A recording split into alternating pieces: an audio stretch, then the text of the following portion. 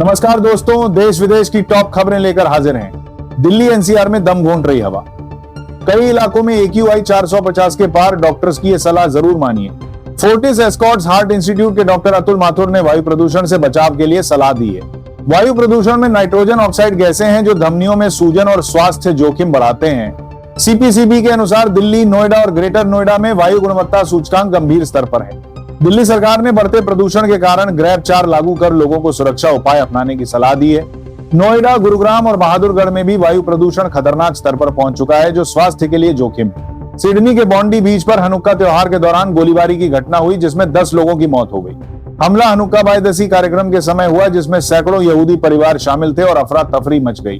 2 काले कपड़ों में हमलावरों ने अंधाधुंध फायरिंग की और पुलिस ने एक हमलावर समेत 10 मौतों की पुष्टि की। हरियाणा में रविवार को कोहरे के कारण 2 अलग अलग सड़क दुर्घटनाएं हुई, जिनमें कई वाहन आपस में टकराए। हिसार के नेशनल हाईवे नंबर 52 पर हुई पहली दुर्घटना में हरियाणा रोडवेज की 2 बसें अन्य वाहनों से टकराईं। कैथल में एक रोडवेज बस डंपर से टकराने के बाद कई वाहन और एक कार तथा मोटरसाइकिल भी दुर्घटना में शामिल हुए।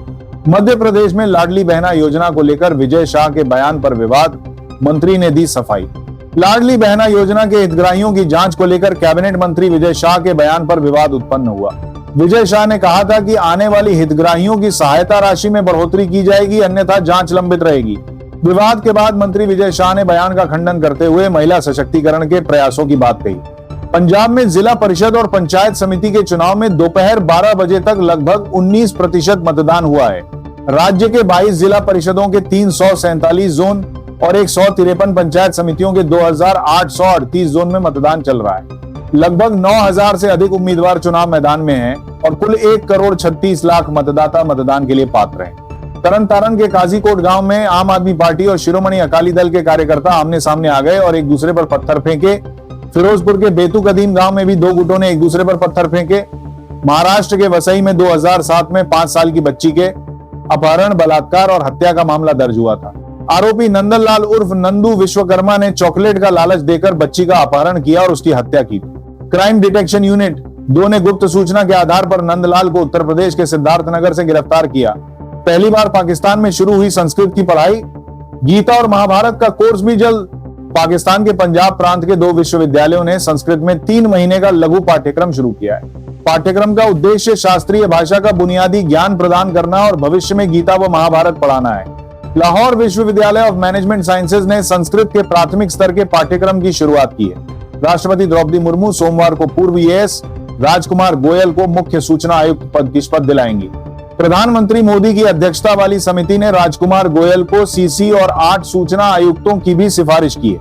नए सूचना आयुक्तों में पूर्व रेलवे बोर्ड प्रमुख, EAS, IPs, वन सेवा अधिकारी और 2 वरिष्ठ पत्रकार शामिल हैं। बिहार पुलिस अकादमी राजगीर में 118 ट्रेनी सब इंस्पेक्टरों की भव्य पासिंग आउट परेड आयोजित की गई। मुख्य अतिथि CM नीतीश कुमार ने परेड के निरीक्षण के लिए जाते समय पहले मंच पर खड़े डिप्टी CM को बुलाया। उसके बाद 2 अफसरों, 2 मंत्रियों को भी जीप में बुला लिया, जबकि CM के साथ सिर्फ DGP के रहने की परंपरा है। हरियाणा के नारनौल में 42 वर्षीय होटल मालिक सुनील शर्मा की होटल में हार्ट फेल होने से मौत हो गई। हार्ट फेल होने की घटना का CCTV फुटेज सामने आया, जिसमें वो मोबाइल देखते देखते कुर्सी से गिरते दिखे। सुनील शर्मा कनीना में अपना होटल किराए पर देते थे और पशु आहार बनाने का भी काम करते थे। रेल मंत्री अश्विनी वैष्णव ने वंदे भारत ट्रेनों में स्थानीय भोजन सेवा शुरू करने की योजना पर चर्चा की है। भारतीय रेलवे ने फर्जी पहचान के खिलाफ कड़ी कार्रवाई करते हुए 3.03 करोड़ फर्जी अकाउंट बंद कर दिए हैं। रेलवे ने संदिग्ध यूजर ID की जांच कर 3.02 करोड़ से अधिक ID को बंद किया और एंटी बॉट तकनीक का उपयोग कर रहा है।